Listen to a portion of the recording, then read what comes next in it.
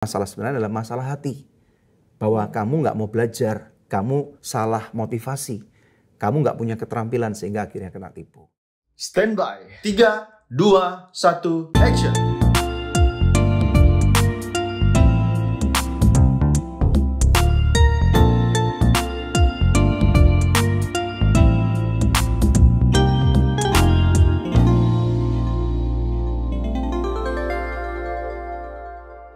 Ketemu lagi dalam serial Financial Planning. Kali ini kita berbicara dalam seri yang ketiga, yaitu mengembangkan dan mengelola. Alright. Yes, kita perlu tahu satu konsep bahwa kalau kita berbicara mengenai biblical financial planning, jadi bukan cuma financial planning, tetapi kita harus underline kata-kata biblical financial planning. Berarti perencanaan keuangan yang benar-benar berdasarkan dengan kebenaran firman Tuhan. Ada satu ayat yang mesti kita kutip nih, karena ini adalah biblical financial planning. Matius 25 ayat 14 sampai dengan ayat 18. Di sini tertulis bahwa sebab hal kerajaan surga sama seperti orang yang mau bepergian ke luar negeri, yang memanggil hamba-hambanya dan mempercayakan hartanya kepada mereka. Yang seorang diberikan 5 talenta, yang seorang lagi diberikan 2, dan yang seorang lain lagi 1. Masing-masing menurut kesanggupannya. Lalu ia berangkat. Segera pergilah hamba yang menerima 5 talenta itu. Ia menjalankan uang itu lalu beroleh laba 5 talenta. Hamba yang menerima 2 talenta itu pun berbuat demikian juga dan berlaba 2 talenta. Tetapi hamba yang menerima 1 talenta itu pergi dan menggali lubang di dalam tanah itu lalu menyembunyikan uangnya. Nah, jadi di sini kita dapat melihat nih, ada 3 orang hamba. Nah, tadi kita berkata bahwa kalau kita belajar keuangan dari Alkitab, kita harus mengerti bahwa sebenarnya keuangan termasuk yang kita punya ini bukan milik kita loh. Ya, jadi we are not the owner of the money atau the wealth, but we are the steward of the money and the wealth.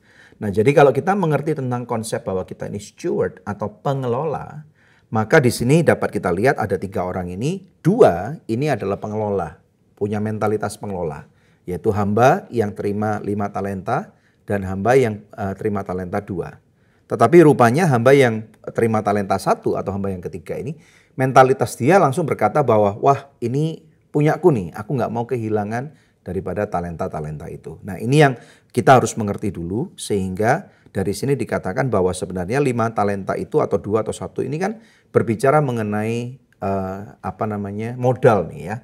Bahwa ini bukan cuma talenta, tetapi kalau di dalam bahasa aslinya talenta itu sama dengan ukuran sekarang itu 34 kilogram. Wih. Terdiri daripada apa? 34 kilogram apa? Ya, yaitu terdiri daripada 34 kilogram emas. Nah, banyak jadi loh itu. banyak banget.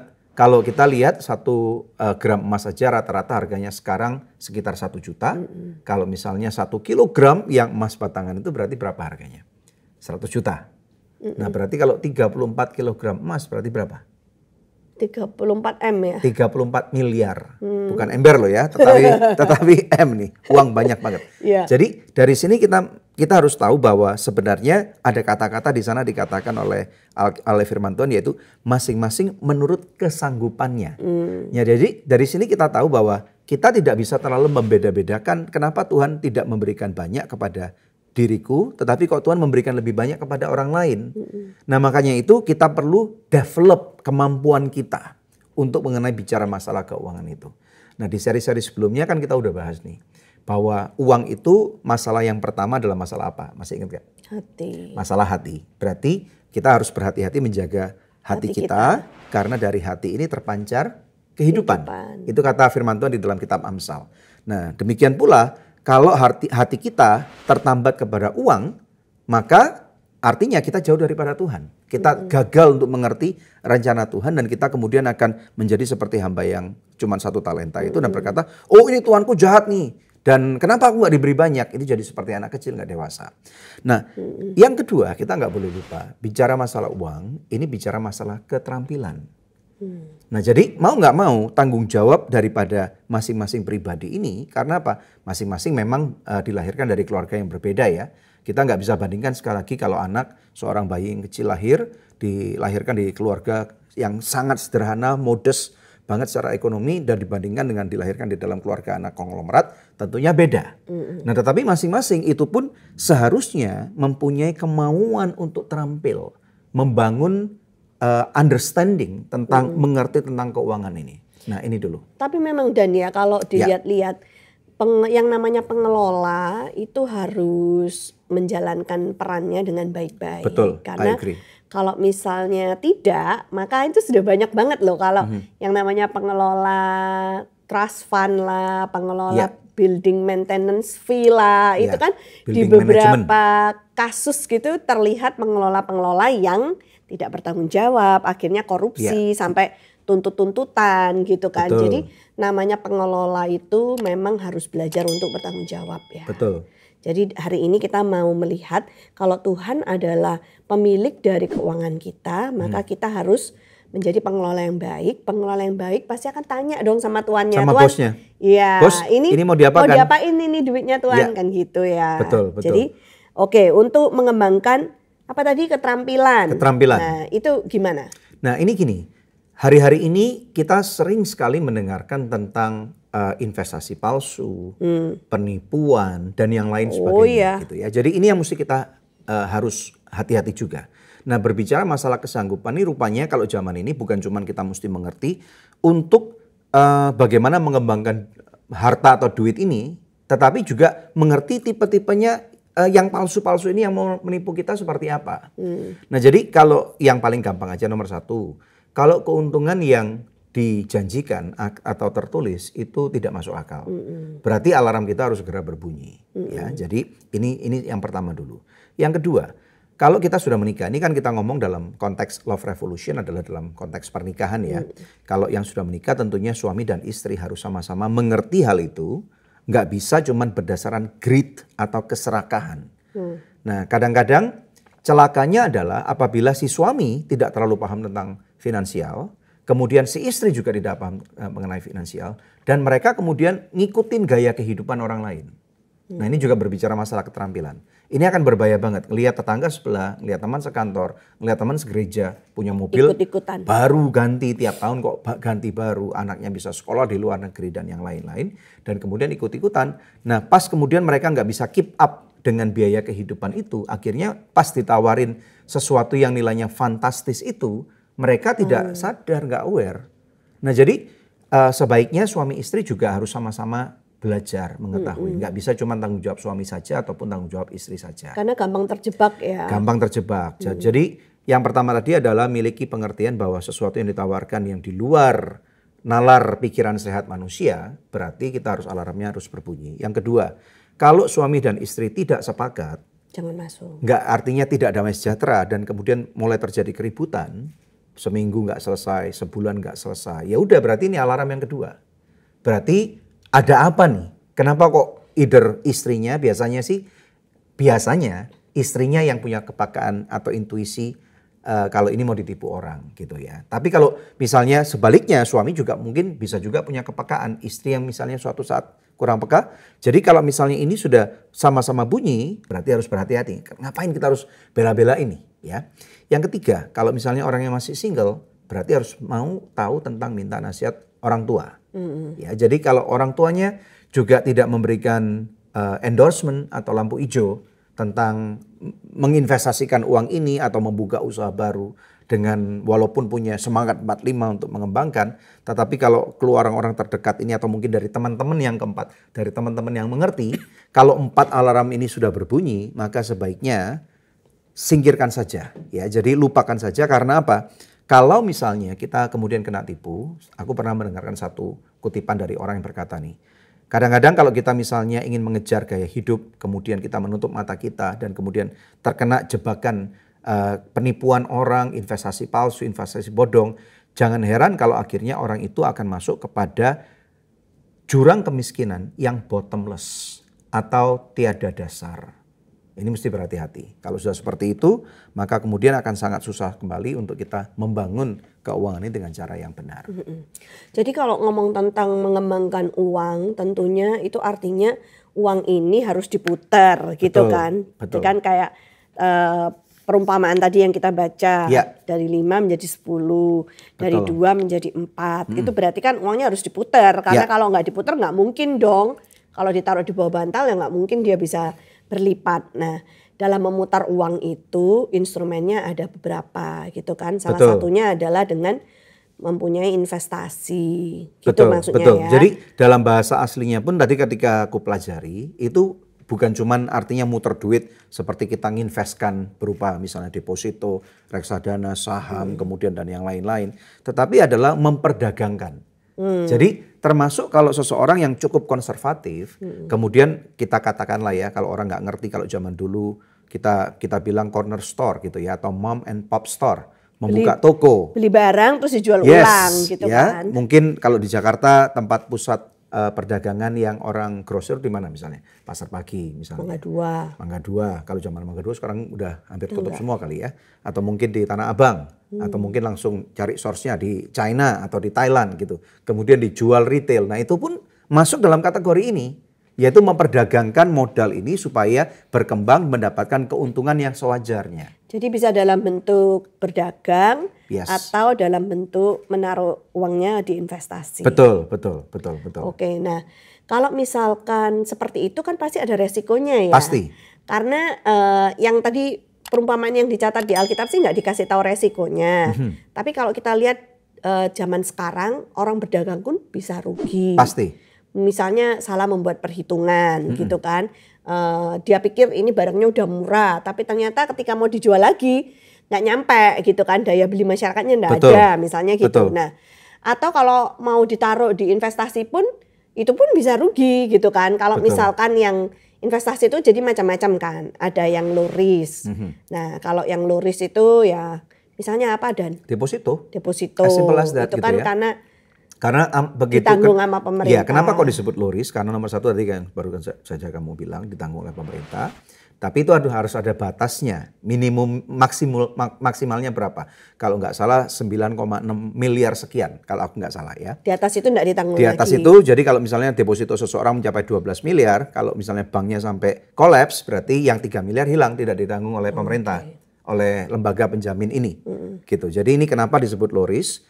Sehingga kita harus tahu juga ciri-cirinya kalau low risk itu berarti saking amannya growth-nya kecil gitu. Atau mungkin obligasi dari pemerintah Bisa itu juga. termasuk low risk ya. Low risk juga. Tabungan itu termasuk low risk. Itu kalau Atau tabungan no itu risk. bukan investasi kalau tabungan. Oke, Karena justru zaman sekarang kalau punya uang yang relatif jauh lebih banyak kalau ditaruh di tabungan aja bisa-bisa rugi loh.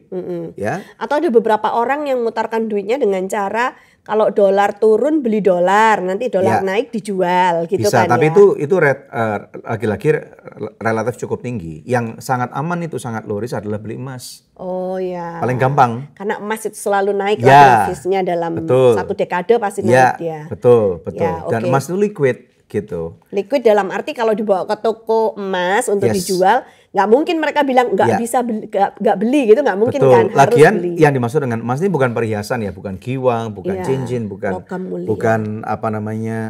kalung, tetapi LM atau logam mulia ini. Ya, jadi Karena kalau belinya perhiasan itu ada biaya desain gitu kan ya. Ya, dan juga itu karatnya juga emasnya, turun. Ya, bukan yang yes, 24. bukan yang 24 tapi karat. bisa-bisa 18 atau zaman sekarang mungkin cuma 10 Jadi karat. waktu Jadi dijual rugi banget. itu turun nilainya Betul, gitu kan. betul. Tapi kalau yang logam mulia karena 99,99%, Yes. jadi itu harganya ada standarnya, gitu Yes. kan, nggak bisa dipermainkan gitu. Betul. Oke, jadi itu yang low risk. Ya. Terus kalau yang medium risk apa? Medium risk yang mungkin aku bisa pikirkan misalnya contoh reksadana. Reksadana kita perlu mengerti juga karena jangan sampai kita punya reksadana nanti kemudian rugi. Nah, orang bilang juga yang kedua mungkin disebut medium risk ini mungkin ada orang-orang yang bisa nggak setuju dengan aku ya, beli tanah. Beli tanah itu termasuk medium risk. Nah, orang tanya loh, beli tanah kenapa kok disebut medium risk? Karena tanah itu ternyata tidak seliquid yang dipikirkan. Betul. Nah, kalau ini Dan masalahnya gini nih. jangkanya harus panjang Betul. gitu kan. Kalau beli tanah, istilahnya gini, tanah itu kalau memang kita pas lagi nggak butuh duit, ada orang datang tertarik, tanah kamu kok bagus ya. Nah ini istilahnya nunggu bola kan, jaga gawang kan, baru harganya akan naik. Tetapi kalau namanya BU, Iya. butuh duit, butuh uang, nah kemudian ternyata untuk perpindahan ini tidak semudah itu. Betul. Karena teksnya tinggi banget sekarang, Iya. teks jualnya. Nah, apalagi kalau misalnya itu berupa nanti dijadikan warisan, kalau dari orang tua yang mempunyai sebidang tanah, dan kemudian nanti kalau orang tuanya meninggal kan hak warisnya jatuh ke orang yang tertera di akte waris itu, atau ke istri dan anak-anaknya, itu pun akan kena pajak loh. Kena pajak yang cukup tinggi juga, pajak waris. Dan kemudian nanti kalau dijual lagi-lagi belum tentu langsung laku. Iya, kalau tanah atau rumah kan gitu ya, waktu kita nggak butuh uang, orang datang untuk nawar, nggak aku jual gitu kan. Betul. Harganya mintanya tinggi-tinggi, tapi giliran kalau butuh uang, orang datang nawar rendah-rendah, ya udah kita kasih. Ya, nah ini kita mesti berhati-hati juga karena berbicara masalah tadi ya, hati, dan yang kedua keterampilan. Nah, baru-baru ini aku lihat video di TikTok nih, ada kejadian di daerah Jakarta Barat, rumah yang disita oleh bank.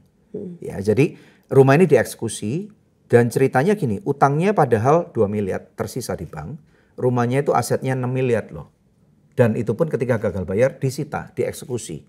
Berarti kan kembali 4 miliar. Harusnya. Tetapi karena dia tidak ada tenggat waktu dan ternyata dia tidak menjual, tidak berhasil menjual seperti harga yang dia mau, maka bank berhak untuk merampas rumah itu, mengeksekusi rumah itu. Terus untuk dilelang kan maksudnya? Dan dilelang sisanya tidak menjadi hak daripada pemilik rumah. Loh gitu? Iya, tidak menjadi hak daripada pemilik rumah. Nah makanya itu berhubungan dengan hati. Hati berarti gengsi kan. Kemudian di video itu dikatakan, aku pas baca di komentarnya, katanya setahun sebelumnya tetangga di belakang mau beli tanah itu. Nggak dikasih. Dengan harga 5,7 M. Tetapi karena dia masih gengsi, dia tidak mau jual. Sehingga akhirnya ketika tetangga itu mungkin uangnya udah nggak ada, kepake untuk yang lain. Atau misalnya beli tanah yang lain. Akhirnya tetangga nggak jadi beli. Makanya padahal tersisa 2 M. Secara hitung-hitungan akuntansi, dia masih plus ini. Tetapi karena sudah disita oleh bank, maka bank berhak untuk mengambil tanah itu dan tidak membayarkan sisanya. Makanya itu ada satu resiko yang tidak kecil pada waktu hari-hari ini punya properti gitu. Oke, itu yang medium. Terus kalau yang high risk apa? Saham. Oh iya. Ya, saham terus kemudian waktu bisa naik, waktu bisa turun bisa gitu kan. Dihantam ke bawah walaupun kalau misalnya orang-orang yang ngerti saham ada misalnya batas bawah, batas atas, ARB gitu ya, apalagi itu selain ARB. ARA gitu ya. Tetapi kita tahu bahwa ini istilahnya resikonya jauh lebih tinggi, tetapi pada saat yang bersamaan ciri-cirinya adalah relatif jauh lebih tinggi, bukan cuma resiko tetapi naiknya. Keuntungannya. Karena kan high risk high gain. Betul. Itu kan prinsipnya dalam bidang investasi keuangan. Betul. Dan juga berikutnya yang tinggi itu adalah misalnya kalau kita bicara masalah money market. Money market itu bicara tentang pasar uang. Pasar modal. Ya, jadi bicara masalah forex, bukan banknote ini ya. Kemudian bicara masalah tentang perdagangan saham. Gitu ya, terus kemudian komoditas-komoditas lainnya yang berhubungan dengan cuman grafis gitu, grafik ini. Nah sekali lagi ini tinggi banget resikonya, tetapi keuntungannya kalau memang bisa menguasai itu akan mendapatkan keuntungan yang sangat tinggi banget. Mungkin tips dari kita satu ya, kalau misalkan main yang high risk gitu, jangan pakai margin gitu kan ya. Itu satu, yes. Karena kalau pakai margin, itu penting banget. Ketika turun maka harus injak modal lagi, dan kalau kita memang nggak punya tali untuk diulur, ya lepas lah. Jelaskan dulu margin itu apa. Jadi rupanya di dunia investasi itu gitu, misalkan kita cuma punya uang 1 juta, tapi kita dikasih kesempatan untuk beli yang 10 juta kita gitu, punya karena kredit. Kita main margin artinya. Apakah 3 kali lipat atau 10 kali lipat, jadi bandarnya ya itu trading house-nya ngasih kredit kita sampai 3 kali lipat dari modal yang masuk atau bahkan 10 kali lipat. Ini yang bahaya. Sehingga kalau harganya terjadi fluktuatif turun ke bawah, maka yang terjadi istilahnya kamu bisa nggak kamu bayar daripada ininya. Bukan cuma modalnya hilang, tetapi ini uang yang sudah dipakai dia akan minta nih. Dalam waktu misalnya 1 minggu kami minta ini dikembalikan ke kami. Nah ini yang terjadi. Akibatnya rumah pun harus dijual, mobil harus dijual dan yang lain-lain. Banyak orang gulung tikar karena masalah itu ya, tersandung oleh margin. Jadi berhati-hati khususnya buat yang belum pengalaman, terutama mungkin anak-anak muda yang baru lulus kuliah, mereka sudah mulai kerja, punya penghasilan sendiri, ingin mengembangkan uangnya, tapi kurang pengalaman, kurang keterampilan, jangan sampai terjebak ke masalah yang seperti jadi itu. Semestinya kalau kita bicara masalah mengembangkan kekayaan ini adalah yang paling relatif aman ya. Karena dibilang 100% aman itu sebenarnya juga nggak bisa banget gitu ya. Yang relatif aman adalah ketika kita bersedia untuk turun tangan sendiri. Misalnya contoh, hari-hari ini kita dapat dengan mudah mempelajari video-video orang yang mempunyai ketekunan sehingga mencapai keberhasilan. Ada beberapa anak-anak muda, memang ini perlu modal, mungkin modal itu pinjam dari orang tua atau apapun juga. Yang penting dia punya usaha, dia buka kos-kosan. Dari satu kos-kosan, kemudian misalnya mengalami kerugian. Nah ini mengalami kerugian inilah yang diperlukan di tahap-tahap awal supaya mengerti bahwa ternyata ada resiko. Sejumlah resiko yang perlu istilahnya dihadapin. Proses pembelajaran, jadi bidangnya apapun juga pasti ada resikonya. Betul, betul. Makanya itu sebelum kita lanjut ada satu ayat firman Tuhan yang perlu kita mengerti nih. Tertulis dalam kitab 1 Timotius pasal 6 ayat 9. Di sini firman Tuhan menuliskan seperti ini. Tetapi mereka yang ingin kaya terjatuh ke dalam pencobaan, ke dalam jerat dan ke dalam berbagai-bagai nafsu yang hampa dan yang mencelakakan, yang menenggelamkan manusia ke dalam keruntuhan dan kebinasaan. Jadi ini sudah ditulis dalam firman Tuhan. Makanya itu kalau mental kita tidak kuat, kita cuma ikut-ikutan orang bilang apa, kemudian kita langsung mau invest ke sana, karena misalnya orang tua kita kaya atau mungkin kita punya uang yang nganggur ya, dana darurat kita misalnya ada beberapa orang dana darurat bisa mencapai 5-10 miliar misalnya. Dan kemudian ternyata dipakai untuk hal-hal yang dia tidak mengerti tanpa mencoba terlebih dahulu, ini ya siap-siap aja akan hilang. Mungkin orang mikirnya sayang ya daripada duitnya parkir di sana, ayo kita kembangkan gitu. Tapi kalau nggak berhati-hati malah bisa hilang duitnya. Betul, gitu kan. Berarti apa? Ingin kaya tadi itu, kaya kan relatif nih. Mungkin dibandingkan dengan teman-teman seusia dia, sesekolah dia, mungkin dia relatif lebih kaya. Tetapi dibandingkan kalau dia mulai ngelihat kepada orang-orang yang misalnya naik mobil supercar misalnya. Terus kemudian naik pergi ke luar negeri naik business class, naik first class gitu. Dan kemudian dia menjadi, gua juga pengen nih dipuji orang atau kelihatan hebat banget. Ini yang terjadi bahwa ingin kaya dengan satu tujuan yang salah. Padahal kalau misalnya kita lagi-lagi tahu, we are the steward, kita adalah pengelola, kita tanya dulu, kenapa aku harus diberkati oleh Tuhan? Kenapa Tuhan harus menitipkan sejumlah berkat yang banyak, apakah untuk diriku saja atau untuk kepentingan yang lain yang Tuhan mau? Nah di sana kita perlu tahu ada purpose-nya ini. Mungkin saja Tuhan mau supaya kita menjadi berkat untuk misalnya membantu orang-orang yang misalnya nggak punya lapangan pekerjaan, terus kemudian membantu misalnya gereja-gereja yang miskin, yang susah, anak-anak yang putus sekolah, ya, kemudian bahkan mengentaskan kemiskinan di suatu daerah. Nah itu kan mulia sekali, gitu loh. Jadi kalau tujuannya hanya untuk aku, diriku dan saya, maka ini akan masuk dalam kategori ini, ingin kaya dan kemudian yang terjadi apa? Jatuh ke dalam pencobaan. Iya. Nah dan kalau dalam mengembangkan memang itu kan ada resiko yang terkandung di dalamnya, baik yang tadi low, medium atau high yang sudah kita bicarakan. Nah untuk menanggulangi resiko ini gimana? Karena duit kita nggak mungkin semuanya offense, nggak mungkin semuanya adalah duit yang menyerang gitu untuk menghasilkan lebih banyak.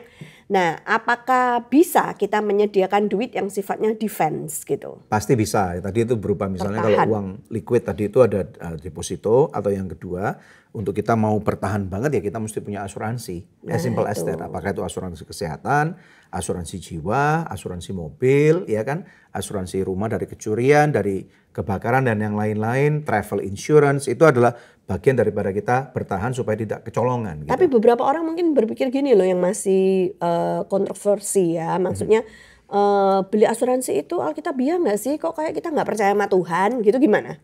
Itu kayaknya kalau di zaman sekarang di tahun 2023 itu udah jarang banget orang yang berpikir demikian gitu. Karena apa? Kalau misalnya asuransi mobil aja di Jakarta, daripada lu ribut sama orang mobil di jalan. Suatu hari kita naik mobil, inget nggak ya, tiba-tiba dari belakang ditabrak motor, jedar, brak gitu ya.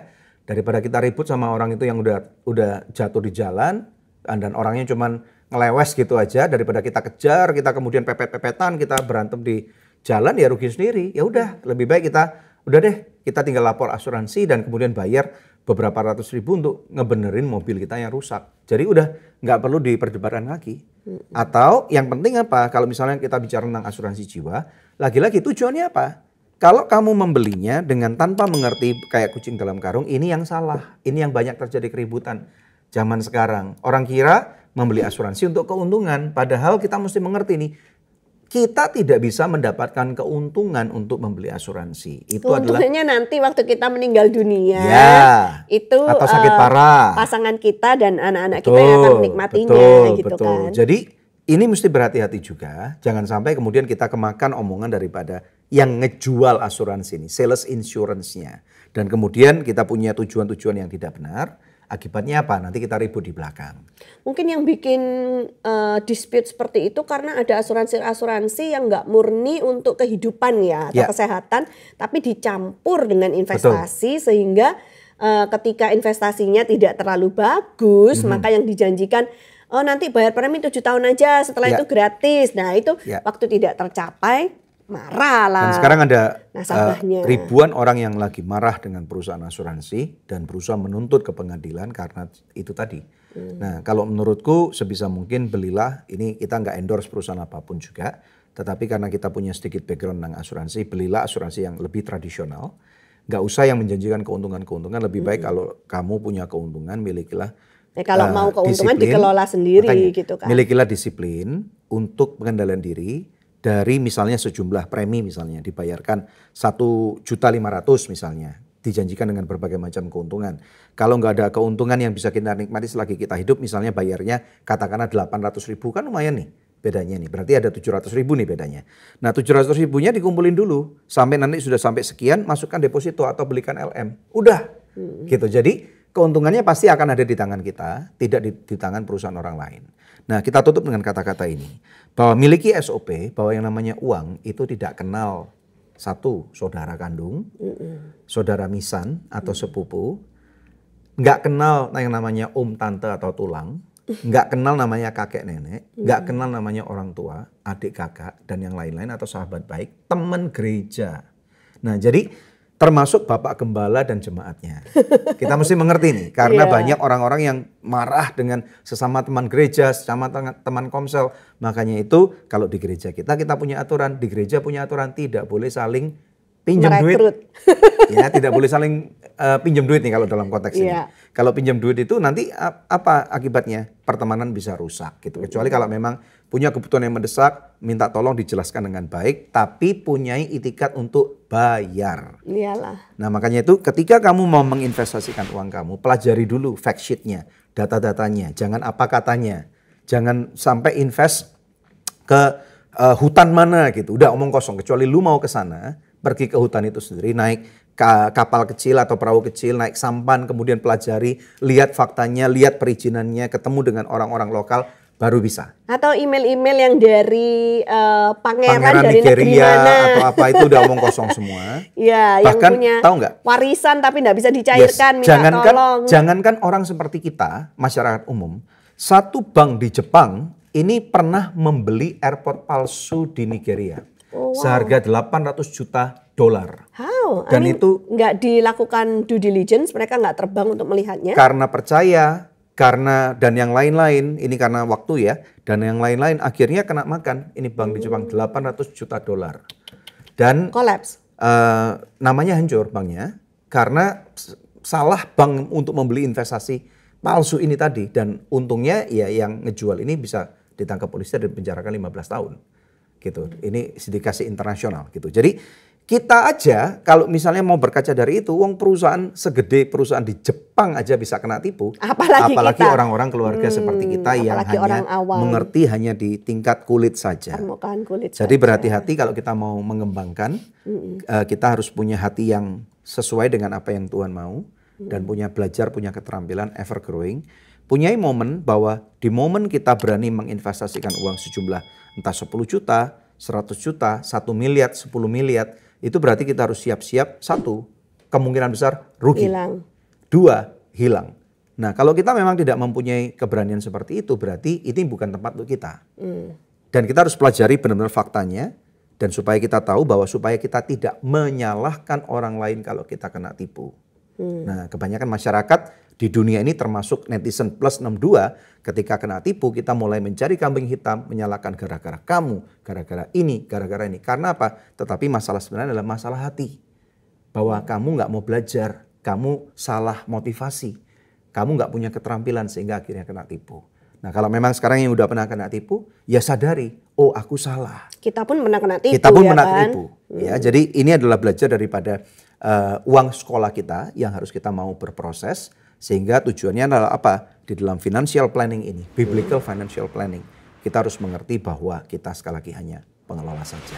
Dan kalau menabung kan kita bisa pinjam prinsipnya Yusuf, yaitu menabung 20% dari setiap panen yang dihasilkan gitu kan. Kalau untuk investasi baiknya berapa persen dari income kita? Relatif ya, tentunya setiap orang relatif banget, tetapi istilahnya kalau orang yang kita pernah lihat tuh kalau dari Yusuf 20% itu 20% bisa untuk 10% untuk tabungan dana darurat, 10%-nya udah kita kembalikan kepada Tuhan berupa persepuluhan. Tergantung lagi sekarang, bisa nggak 5%-nya atau 10%-nya untuk diinvestasikan. Udah, jadi total kalau dari pembelajaran dari banking system tidak dianjurkan untuk kita keluar uang lebih daripada 30%. Karena apa? Kita masih punya kehidupan. Kehidupan yang harus bayar dihidupi. Cicilan mobil, bayar kredit card, bayar listrik, air, anak, uang sekolah, susu, makanan, dan yang lain-lain, uang bensin. Jadi ini masih perlu. Jadi ini angkanya relatif, tetapi jangan memaksakan kehendak. Nah, coba dipelajari lagi, dilihat lagi daripada apa yang dijabarkan ini. Semoga ini bisa menjadi berkat buat orang-orang yang mendengarnya. Alright. Yes, karena kita tahu Tuhan punya rencana yang besar untuk keluarga kita. Oleh karena itu, Love Revolution. Karena cinta perlu perjuangan dan tindakan nyata. See you next week. Ciao. Ciao.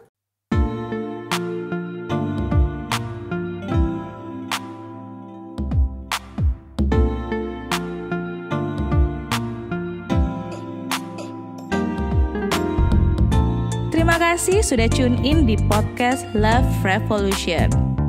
Kalau kamu ngerasa feel-nya dapet banget nih sama konten ini, langsung aja bisa share di sosmed kamu. Dan jangan lupa untuk tag dan juga follow Instagram Daniel Hendrata dan juga Debbie Katarina.